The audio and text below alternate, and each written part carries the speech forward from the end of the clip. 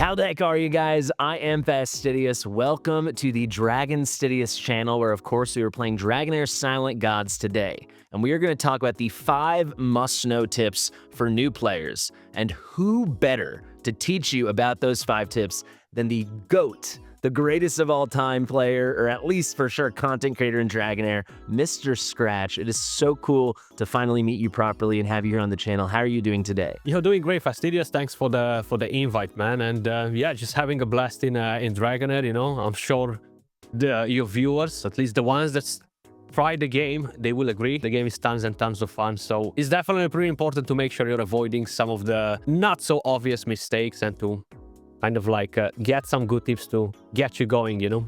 Absolutely. Before I do all that, I do have to thank Dragonheir for sponsoring today's video. It is awesome that we get to make these videos all the time. And you, for years now, actually are the person whose video I watch for said tips. So I was like, if we're starting a new channel, you're the person I want to have on. If anyone doesn't know, you cover a lot of games, but you've really stuck with Dragonheir for a long time. So you've seen it go through a lot of different makeovers, right? And versions. Absolutely, yeah. So I've been playing it since the beta, actually, before it was even released to the public. And yeah, I like the game, bro. Like, very good graphics, top-notch graphics, actually. I think they're the best in the genre, in my opinion, in terms of quality. I like the dark-themed fantasy a bit more than the regular stuff, you know?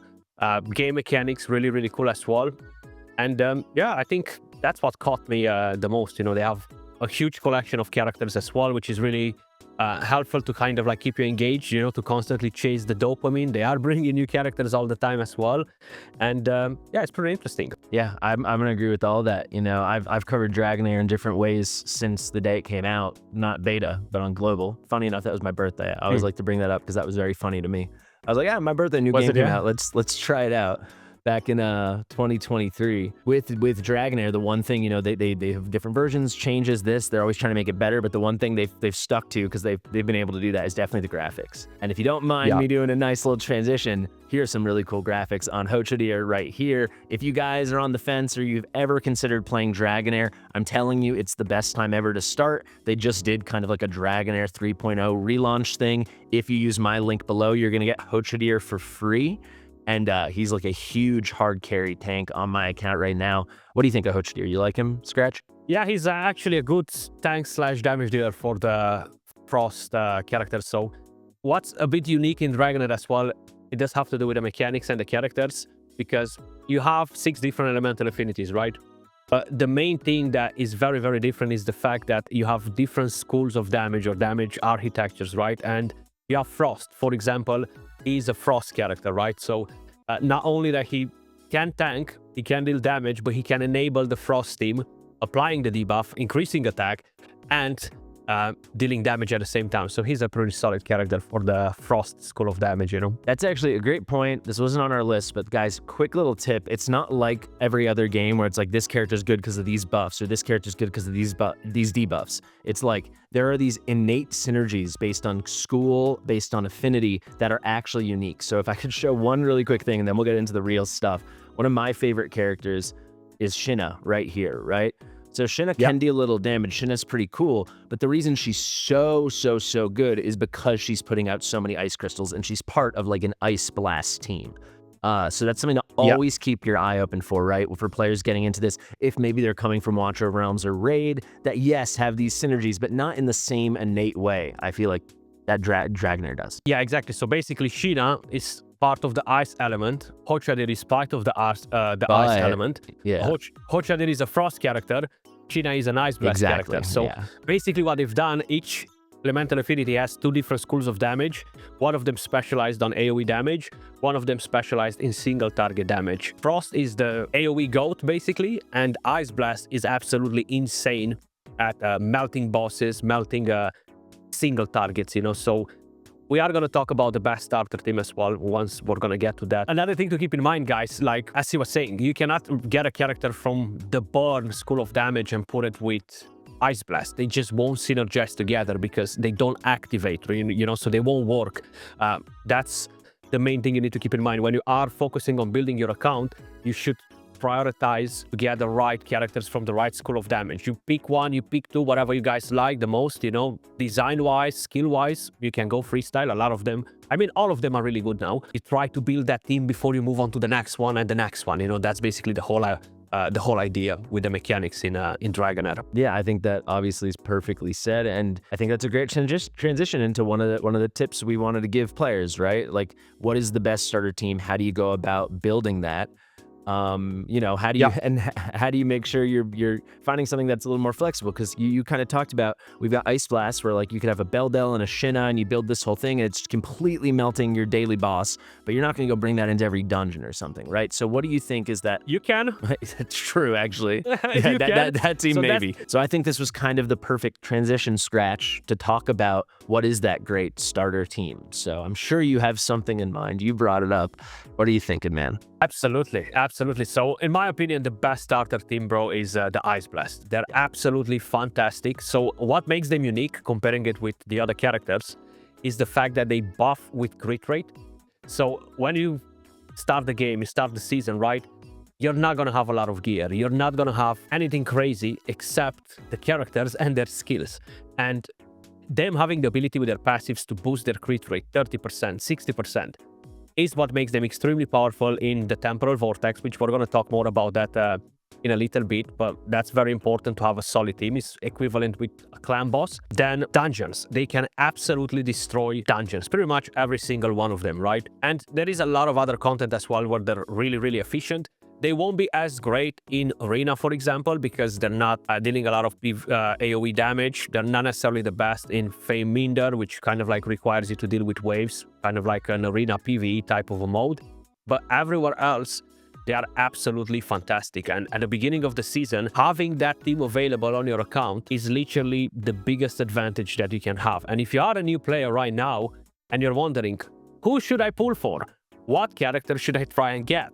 Well, don't question it. Ice Blast is the way to go and is absolutely fantastic overall in pretty much all of the content. Yeah, if people remember any, I think I did 2 or 3 boss guides so far this year on my other channel, and every time I was using some kind of Ice Blast built around Beldel, and it's like definitely, especially on a young account, like which is what I had, it's such a huge boost and it's very, very dominant. So yeah.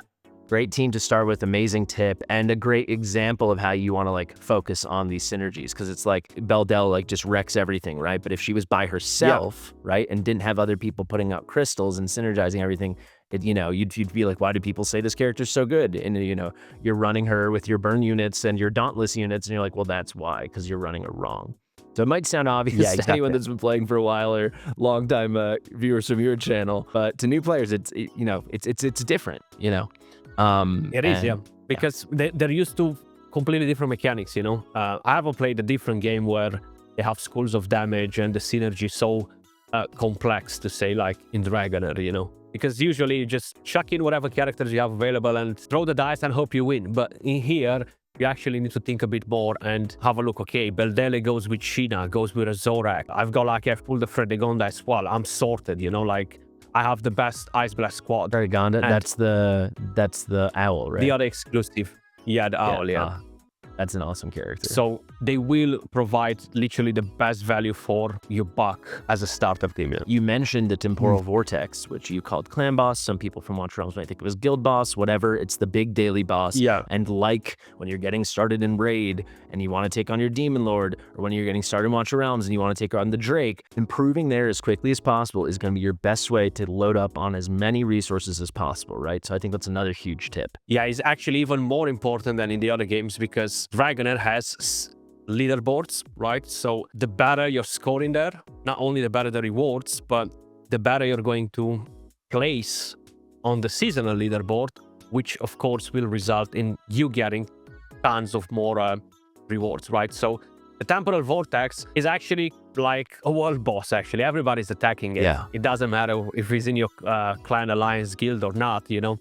But I'm still so used to call them like clan bosses, guild bosses, whatever, you know? But yeah, the Ice Blast team is really good in there. It's not the most powerful, because once you transition towards endgame, you have the Aura team, which is kind of like the new trend now. You have Corrosion, which really requires crazy gear, crazy builds, and they will out-damage Ice Blast. You know, you have Dauntless, which is really good as well, but Ice Blast is overall the best progression team, you know, and that's what I would prioritize. It's not just the Temporal Vortex, they can do very good speed runs in dungeons, and you have leaderboards for that as well every week. That gives you more rewards as well. They can literally melt bosses away, and then you have the end game content. You will have different bosses appearing throughout the season, and they do perform pretty much amazing everywhere, you know. And those extra bonuses, not just from beating it and getting that chest, but getting where you place each day, or for like the dungeons each week, or like end of season stuff too. I mean, it can be enormous. And Dragonheir has a lot of systems like that, which is really cool because it keeps you more engaged and more motivated, even if you're like, oh, I beat everything, oh, I'm farming. It's like, no, you can still hit huge amounts of stuff. One thing you can hit is lots of free summoning rewards, right? And stuff to go use and dice to go roll. So maybe this is a good time to talk about how people can properly manage their summoning currencies and resources and how they can approach everything. Because one cool thing Dragonheir has is these guaranteed banners, right? Like, I think anyone that plays Raid wishes they had stuff like this more often, right? But Dragonheir actually gives you the most... Dragon actually gives you the most OP characters and an avenue to go ahead and get them. So someone here like Annaliesis is cracked out, right? So that's someone that's right on Raid Up now for people that just started. We have this big festival going on around her. But obviously, it's kind of hard if you want to go for her and you want to go pick up Rada over here, right? Because now we're talking 600 summons if you don't get lucky. So what would be your tips for properly managing those resources for someone who's new to Dragonheir? If I'm correct, I think as a new player, you will get something close to like 1,000 summons throughout the season, right? So that easily gives you, as free to play, completely free to play, it gives you access to 3 different banners. The only thing is, will you manage to get 300 in time? So my main advice to pretty much every single one of you guys is to make sure you're not pulling on a banner till you're not locked and loaded with 300 summons, okay? Because you know for a fact that you have a guaranteed super OP character. For example, Annaliesis was just added a new aura character. She completely changed the entire aura school of damage. She's crazy good for PvP, crazy good for magic chess, which is the new game mode. Tons and tons of fun, kind of like a chess game. She's kind of like a must pull if you have the resources to get it. If you don't think you're close to the 300, just wait. You can get lucky and pull her in 1 dice. You can be unlucky and not pull her and only get her from the guaranteed banner at the 300 mark.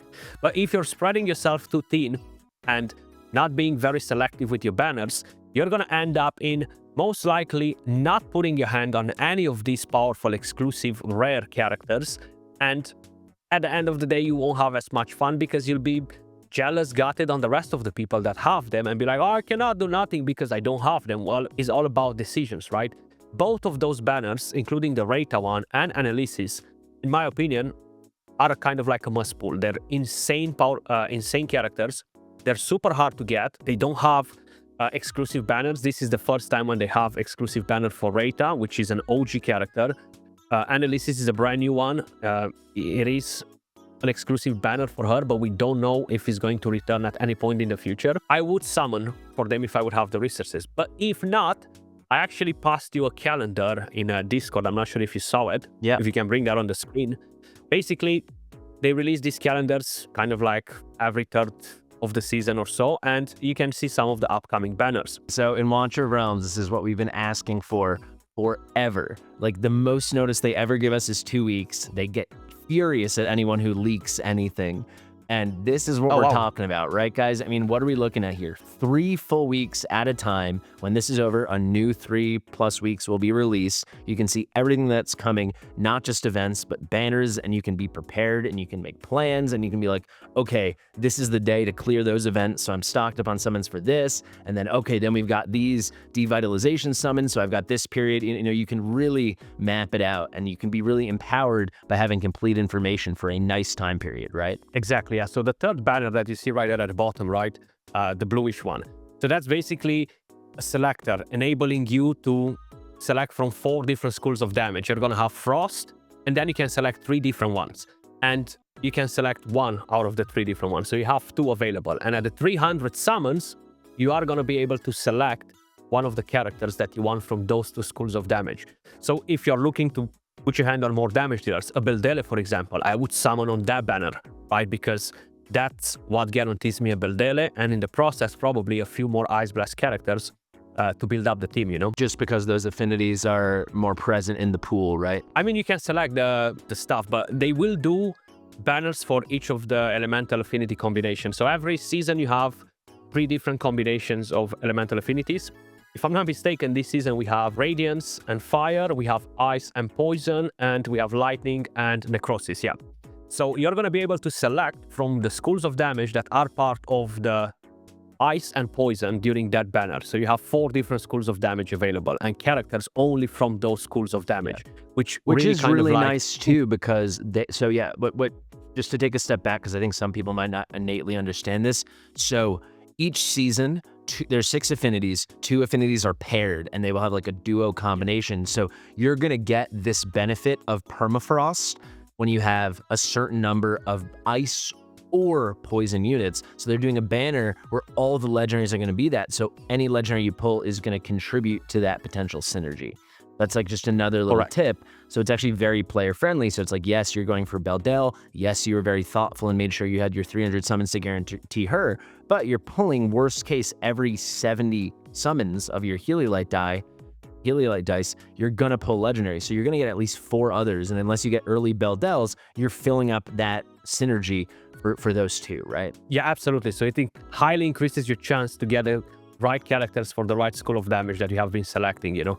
Yeah. And that's a really good thing. I'm quickly gonna give you guys another bonus tip. So you start playing as a new player, once per account, if you go to the regular summoning banner, which is the dice one, the Heliolite dice one is just the classic one. First 20 pops guarantee you a legendary champion.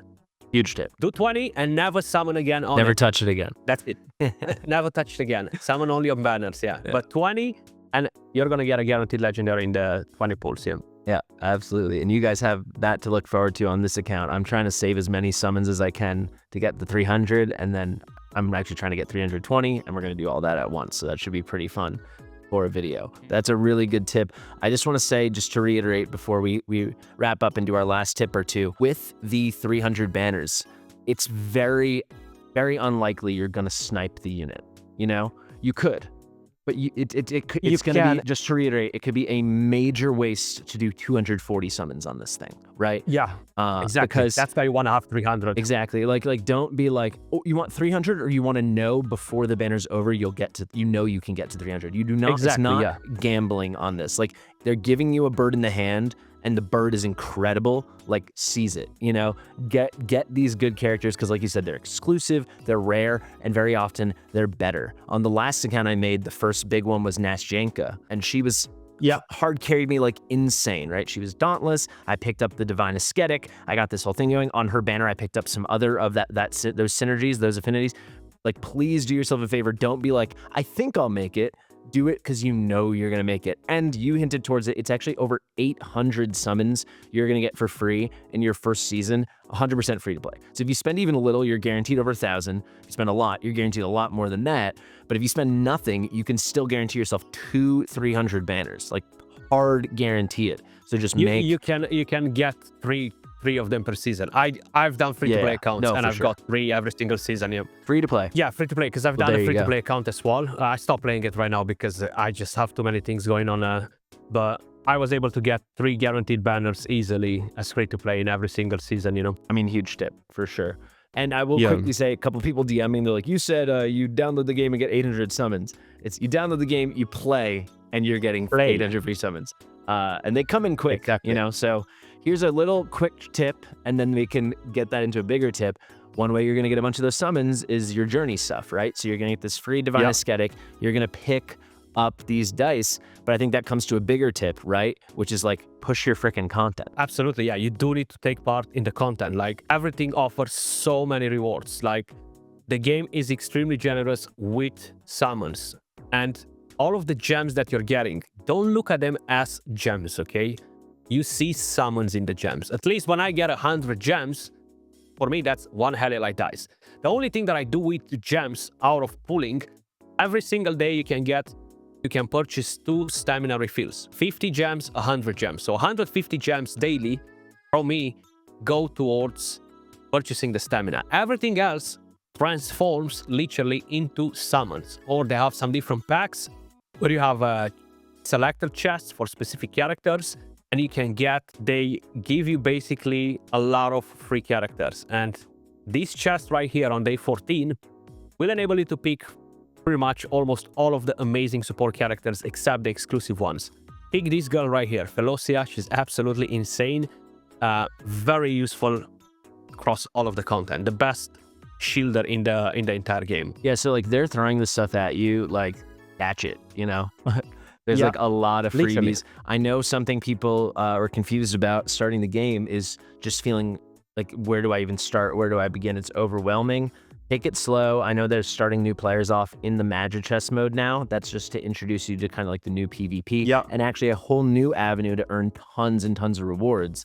But then zoom out, you know, just follow your journey, right? You've got Missing Child right now. Let her run around. She's going to do that stuff for me. You'll get the normal stuff there. You'll progress through things, and then you'll start unlocking things, right? I might finish that for the day, and then I've unlocked Fae Meander, right? So you can go to the Fae Quarter. Oh my God, endless rewards. This goes forever. You've got the whole season to do it, but the faster you do it, the faster you get your summons, the faster you get your Analiesis, the faster it all snowballs. So one cool thing about Dragonheir, which, you know, not all the gacha games do, is it really respects your time. But if you have moments, especially when you're getting started, to push a lot of that content early, those rewards are just going to flood in and really help your account, right? Yeah, like the dailies can be done literally in 10 minutes. You have insta battles in dungeons now. One thing that I'm going to say, and I can guarantee you 1,000,000,000% over any other game, they have the best quality of life features to show you that they respect your time. You have insta battles, you have everything that saves you time is there. You can share team codes with my build. I can share my build to you with a code, and you're gonna get it on your account with exactly what I have. So many things, but you're gonna discover them yourself. Honestly, best QL features out of all of the games that I've played. Yeah, like you can go into a dungeon, you can see the teams other people used, you can load that in, you can save your team. It's pretty remarkable. Dragonheir has had its moments where things were awesome, things were less than awesome, but one thing they've always prioritized, and that has kept players like you around, players like me around, and then, you know, the very loyal base that's been there, is that like they're clearly like, how can we make things like, they're not trying to like show a boardroom, hey, look how much time people wasted on the game this week, you know? And it feels good. So I think the perfect final 5th tip to wrap up on, great transition to the little promotion for you. Do not sleep on like timings and how to tackle the strategy on stuff. You might, and if I can just throw in a mini tip, here we'll do again, bonus tip. Do not sleep on non-legendary characters too. But if you can find the right combination of characters, and then you find the right combination for timings, which by the way has already been found, and definitely just go to Scratch's channel and other great channels like this. Eventually we'll have it on this channel too. You're gonna be able to push so much farther than you think, right?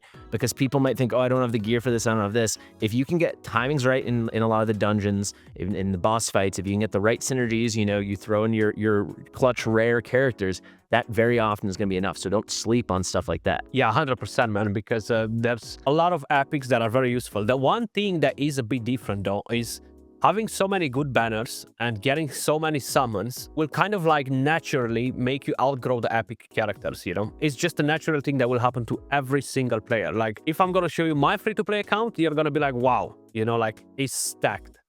I've played it 3 seasons, it's literally stacked. It's crazy, you know? And that's a good thing, because you do have access to pull all of those crazy legendaries. Like we mentioned, you can see those teams that people have used to clear the content, and you can copy them, and then you can search, how do I beat this with this team? And then you find the Scratch video on YouTube, and you get those skill timings down, which you can set, and then you will push that content. So I think that's a good place to put a bow on it, huh? Yeah, absolutely, man.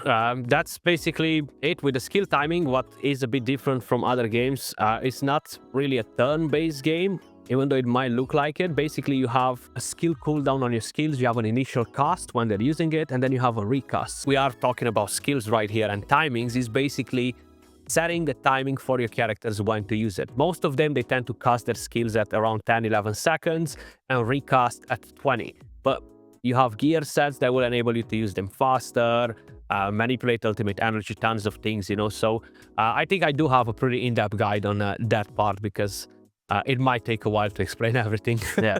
Well, actually, if you want, send that to me. I'll put that in the comment section and the description.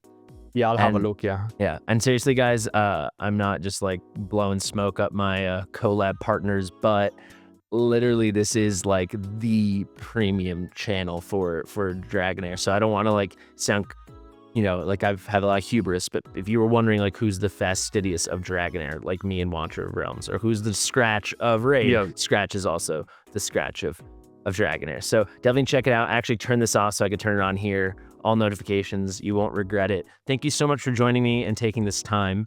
I think it was a lot of helpful tips. Yeah, man, a pleasure, bro. I want to thank Dragonheir Silent Gods for sponsoring this video. Hopefully you guys are gonna have a blast in the game. I know I'm doing it. I'll see you guys around, and thanks for inviting me on the channel, Fastidious. Yeah, and I think we've crossed paths on like group streams, but this is our first time like, together doing a video. So I really graciously, you know, you were really gracious to accept my invitation, and I just want to thank you for like joining me for our first video and the second video here ever on the channel. So on that note, thank you, Scratch. Thank you guys so much for watching. There are 5 huge tips from the expert himself. If you're not yet playing Dragonheir, use that link below. Get this Hochadier for free. There's literally enough free summons for you to max out 3 banners in a worst case scenario, getting 3 broken characters this first season, and they're throwing so many other free characters your way as well.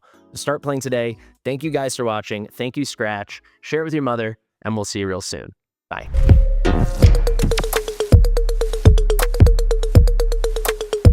Fastidious.